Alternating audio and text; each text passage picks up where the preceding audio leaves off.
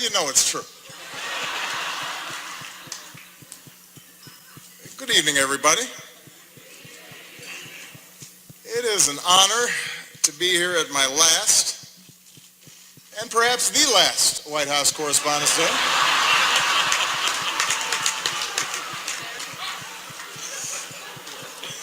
You all look great. The end of the Republic has never looked better.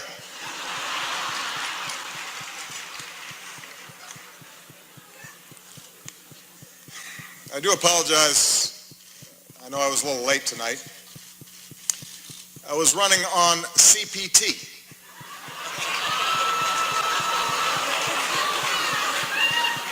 Which stands for jokes that white people should not make.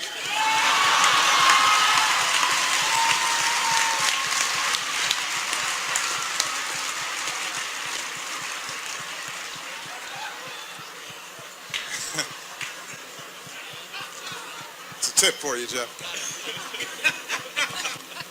Anyway, here we are. My 8th and final appearance at this unique event. And I am excited. If this material works well, I'm going to use it at Goldman Sachs next year.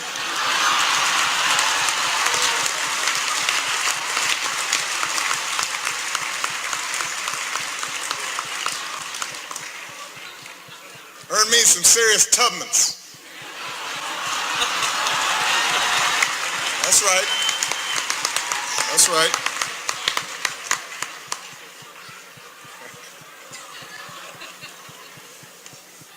My brilliant and beautiful wife, Michelle, is here tonight.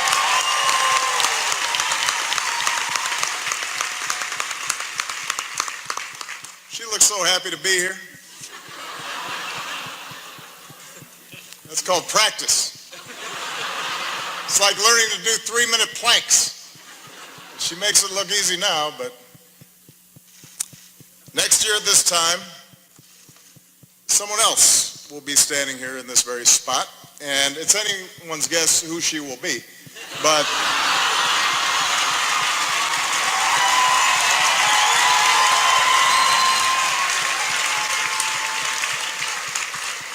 standing here, I can't help but be reflective, a little sentimental. 8 years ago, I said it was time to change the tone of our politics.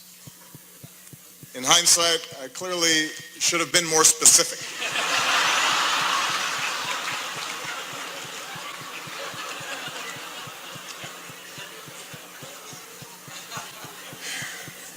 Eight years ago, I was a young man, full of idealism and vigor. And look at me now. I am gray, grizzled, just counting down the days till my death panel.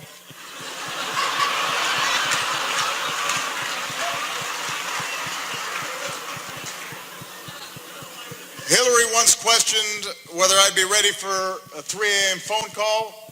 Now I'm awake anyway because I got to go to the bathroom. I'm up.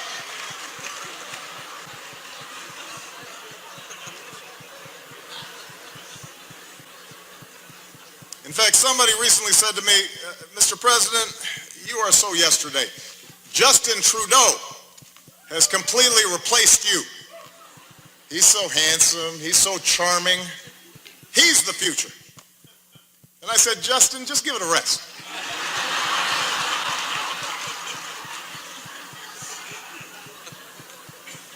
I resented that. Meanwhile, Michelle has not aged a day.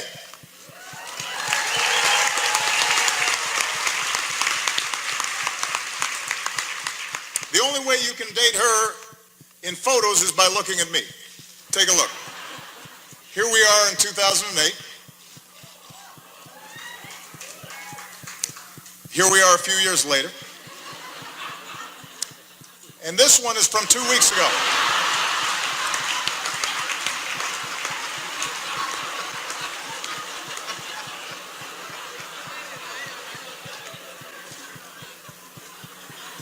so time passes. In just 6 short months, I will be officially a lame duck. Which means Congress now will flat out reject my authority. And Republican leaders won't take my phone calls. And this is going to take some getting used to. It's really going to, it's a curveball. I don't know what to do with it.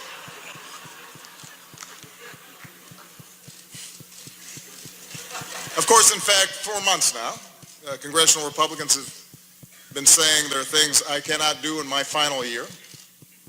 Unfortunately, this dinner was not one of them. But on everything else, it's another story. And you know who you are, Republicans. In fact, I think we've got Republican Senators Tim Scott and Cory Gardner. They're in the House, which reminds me, security, bar the doors. Judge Merrick Garland, come on out. We're going to do this right here, right now.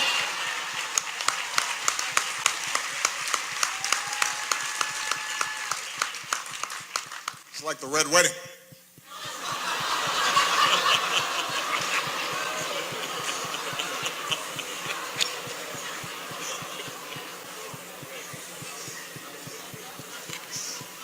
But it's not just Congress. Even some foreign leaders, they've been looking ahead, anticipating my departure. Last week, Prince George showed up to our meeting in his bathrobe. That was a slap in the face.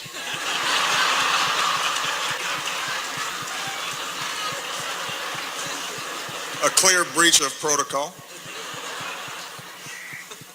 Although while in England, I did have lunch with Her Majesty the Queen, took in a performance of Shakespeare, hit the links with David Cameron. Just in case anybody is still debating whether I'm black enough. I think that settles the debate.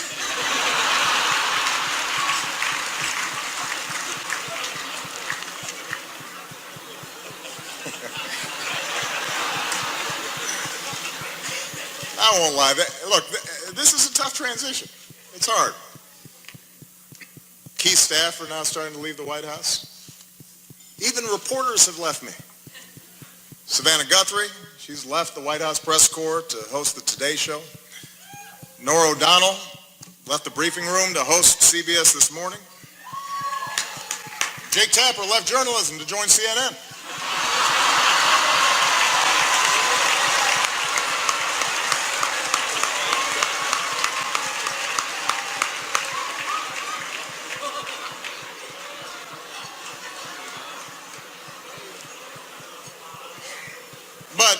The prospect of leaving the White House is a mixed bag. You might have heard that someone jumped the White House fence last week, but I have to give Secret Service credit. They found Michelle, brought her back. She's safe. She's safe back at home now.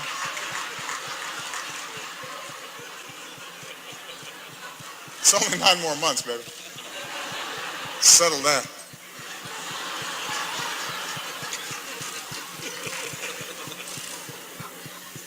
And yet somehow, despite all this, despite the churn, in my final year, my approval ratings keep going up.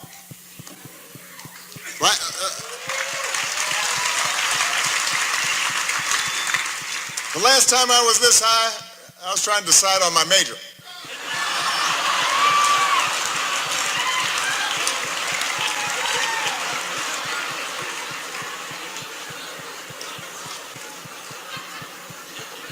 And here's the thing, I haven't really done anything differently. So it's odd.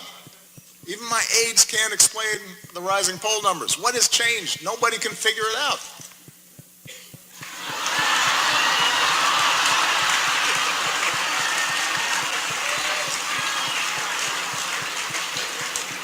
Puzzling. Anyway, in this last year, I do have more appreciation for those who've been with me on this amazing ride. Like one of our finest public servants, Joe Biden. God bless him. Love that guy. I love Joe Biden. I really do. And I want to thank him for his friendship, for his counsel, for always giving it to me straight, for not shooting anybody in the face. Thank you, Joe.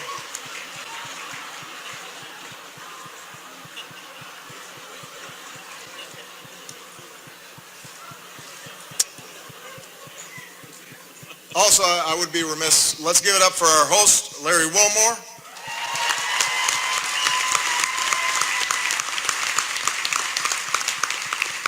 Also known as one of the two black guys who's not Jon Stewart. You're the South African guy, right? I love Larry. And his parents are here who are from Evanston, which is a great town. I also would like to acknowledge some of the award-winning reporters that we have with us here tonight. Rachel McAdams, Mark Ruffalo, Leah Schreiber. Thank you all for everything that you've done. I'm just joking. As you know, Spotlight is a film, a movie, about investigative journalists with the resources and the autonomy to chase down the truth and hold the powerful accountable. Best fantasy film since Star Wars. Look, that was maybe a cheap shot. I understand the news business is tough these days. It keeps changing all the time. Every year at this dinner, somebody makes a joke about BuzzFeed, for example, changing the media landscape. And every year the Washington Post laughs a little bit less hard.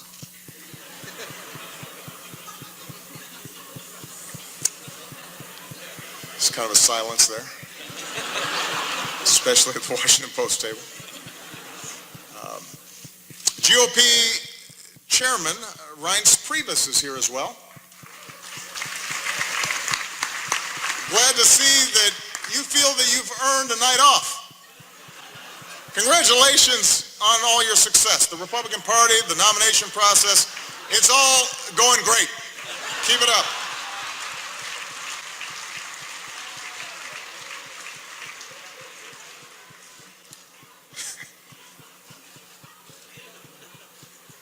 Kendall Jenner is also here, and we had a chance to meet her backstage. She seems like a very nice young woman.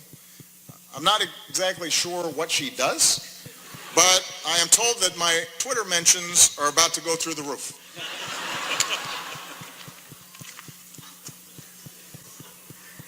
Helen Mirren is here tonight.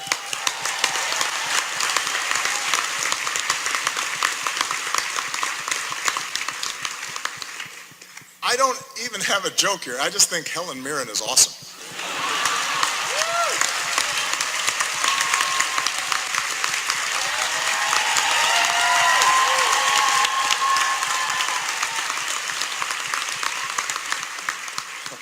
She's awesome.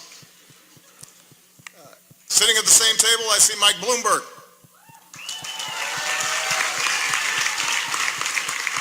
Mike, a combative, controversial New York billionaire, is leading the GOP primary, and it is not you. That has to sting a little bit.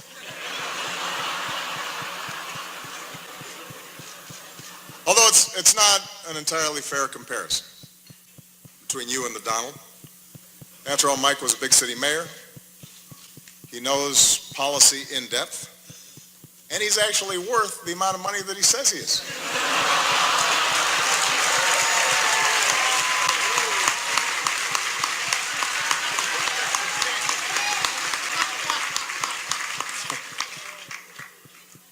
What an election season. For example, we've got the bright new face of the Democratic Party here tonight, Mr. Bernie Sanders. There he is. Bernie.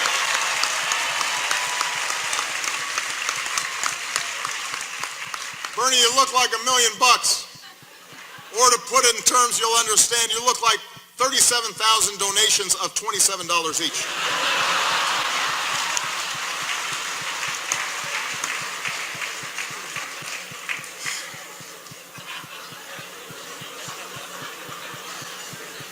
A lot of folks have been surprised by the Bernie phenomenon, especially his appeal to young people, but not me.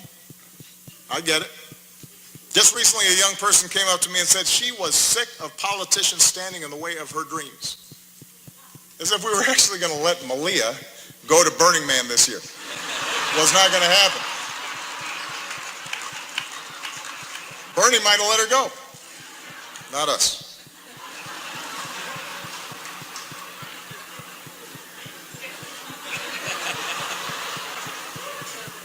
I am hurt, though, Bernie, that you've been distancing yourself a little from me. I mean, that's just not something that you do to your comrade.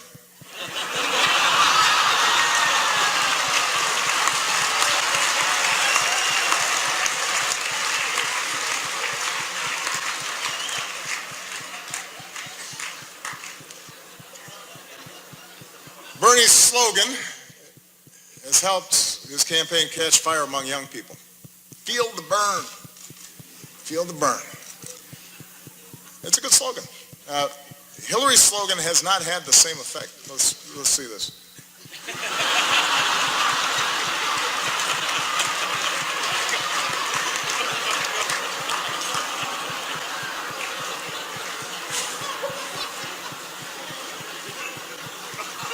Look, I've said how much I admire Hillary's toughness, her smarts, her policy chops, her experience. You've got to admit it, though. Hillary trying to appeal to young voters is a little bit like your relative who just signed up for Facebook. Dear America, did you get my poke? Is it appearing on your wall? I'm not sure I'm using this right. Love, Aunt Hillary.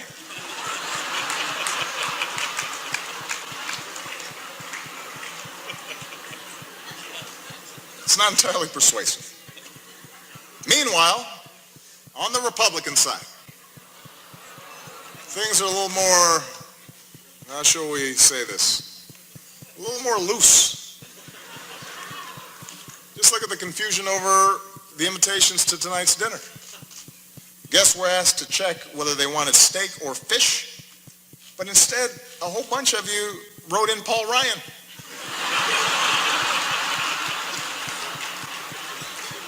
That's not an option, people. Steak or fish.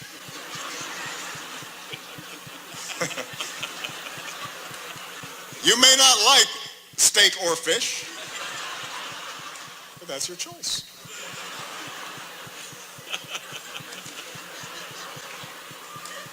Meanwhile, some candidates aren't polling high enough to qualify for their own joke tonight.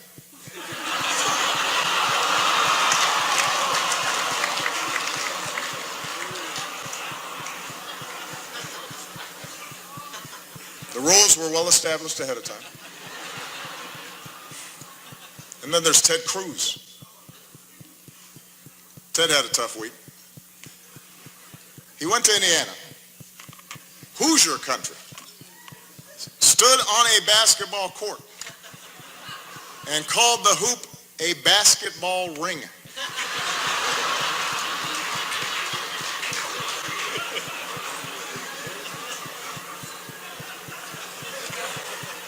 What else is in his lexicon? Baseball sticks, football hats. But sure, I'm the foreign one. That's fine.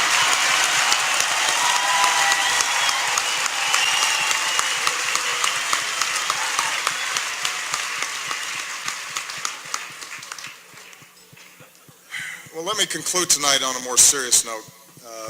I want to thank the Washington Press Corps. I want to thank Carol for all that you do. You know, the free press is central to our democracy, and nah, I'm just kidding. You know I've got to talk about Trump. Come on.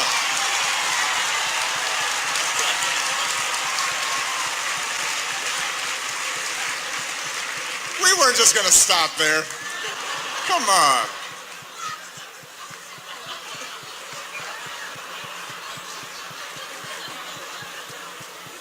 Although I am a little hurt that he's not here tonight. We had so much fun the last time. And it is surprising. You got a room full of reporters, celebrities, cameras, and he says no. Is this dinner too tacky for the Donald? What could he possibly be doing instead? Is he at home eating a Trump steak?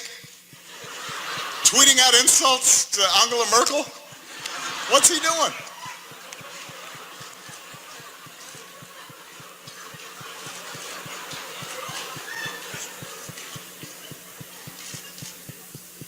The Republican establishment is incredulous that he's their most likely nominee. Incredulous, shocking. They say Donald lacks the foreign policy experience to be president. But in fairness, he has spent years meeting with leaders from around the world. Miss Sweden, Miss Argentina, Miss Azerbaijan.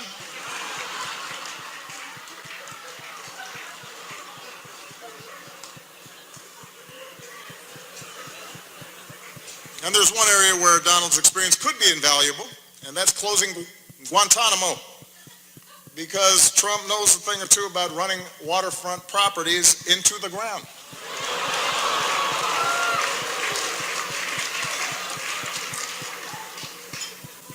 All right, that's probably enough. I mean, I've got more material. No. I don't want to spend too much time on the Donald. Following your lead, I want to show some restraint. Because I think we can all agree that from the start, he's gotten the appropriate amount of coverage, befitting the seriousness of his candidacy.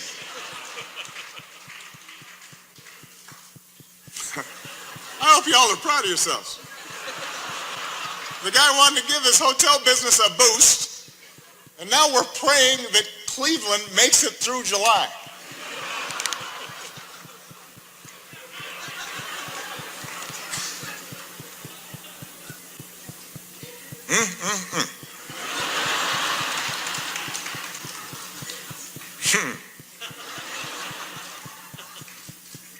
As for me and Michelle, we've decided to stay in D.C. for a couple more years. Thank you. This way our youngest daughter can finish up high school. Michelle can stay closer to her plot of carrots. She's already making plans to see them every day. Take a look.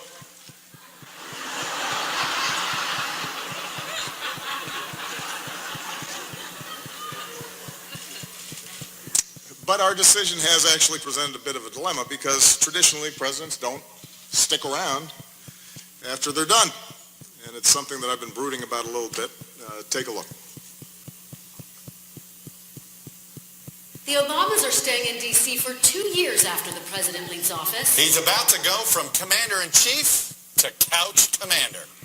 You, Chuck Todd. What am I going to do in D.C. for 2 years? You got a real dilemma, Mr. President.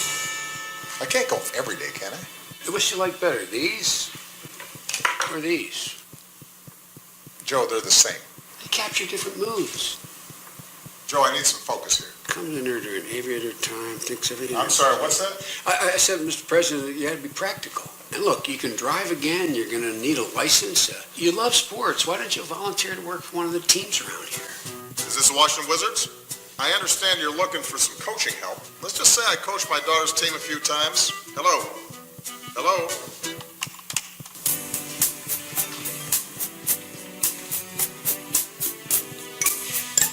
44. Finally. So I'm going to be in D.C. for a while, and I thought I'd take up driving again. What's the name? Barack Hussein Obama. Thanks. Well, since you don't have a driver's license, you're going to need a birth certificate. Really? Really? It's real. Is it? It's real. But is it? Oh, Michelle left her phone. Let's see here. Huh. got Snapchat. Obamacare is great, and it's really working. Sign up now. Michelle Obama in hot water after posting this video earlier today. Obamacare is great, and it's really working. Sign up now.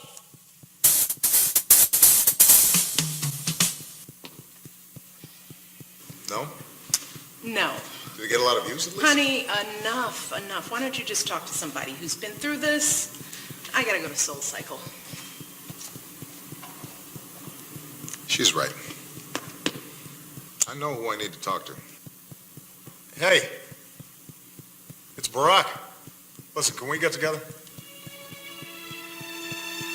Now that is a great move. Yeah, it gets me every time. So long, partner. So, you got any advice for me? So now you want my advice? First, stop sending me all these LinkedIn requests. And second, here's the beauty of this whole thing. You've got all the time in the world to figure this out. You can just be you for a while. If you know how to do that again. So I can just be me. And I can wear my mom jeans in peace. I hate these tight jeans. Good. Yesterday, I had a beer at 11:30 in the morning. And you know, McDonald's now serves breakfast all day long. You know, Michelle's going to be at spin class, so she'll never know. Right. Let it go. You know, it won't be long. You'll be able to walk right out of the Oval Office singing zippity-doo-dah, zippity-yay. And you have plenty of time to work on your tan. And you know what? I finally got the grand bargain on a sweet Chevy Tahoe. Look here. Look here. Yeah. You want more? Breaking news, former President Barack Obama on his 347th round of golf for the year, and it's totally great. And Gloria, not a problem for anybody. I can't think of a reason to care, Wolf, and believe me, I've tried. There you go.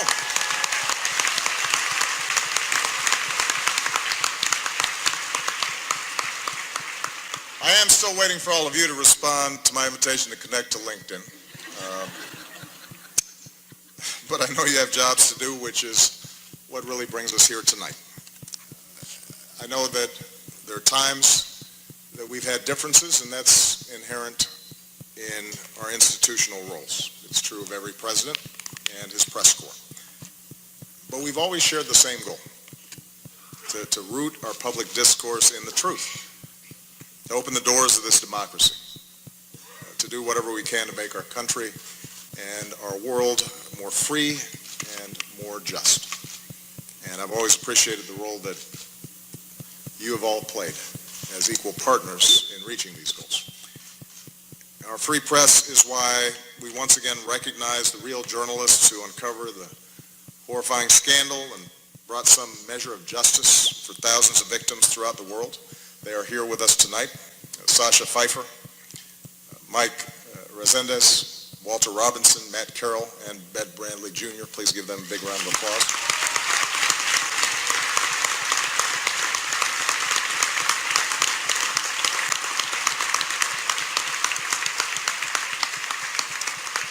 Our free press is why, once again, we honor Jason Rezaian.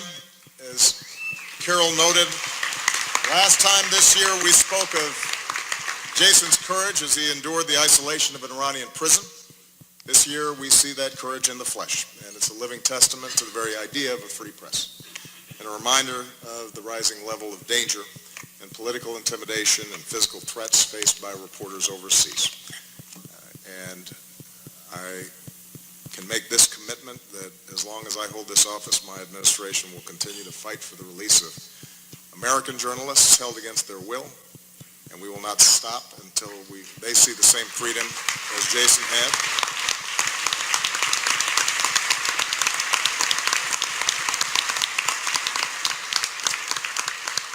At home and abroad, journalists, like all of you, engage in the dogged pursuit of informing citizens and holding leaders leaders accountable in making our government of the people possible. And it's an enormous responsibility. And I realize it's an enormous challenge at a time when the economics of the business sometimes incentivize speed over depth, and when controversy and conflict are what most immediately attract readers and viewers. The good news is there's so many of you that are pushing against those trends. And as a citizen of this great democracy, I am grateful for that.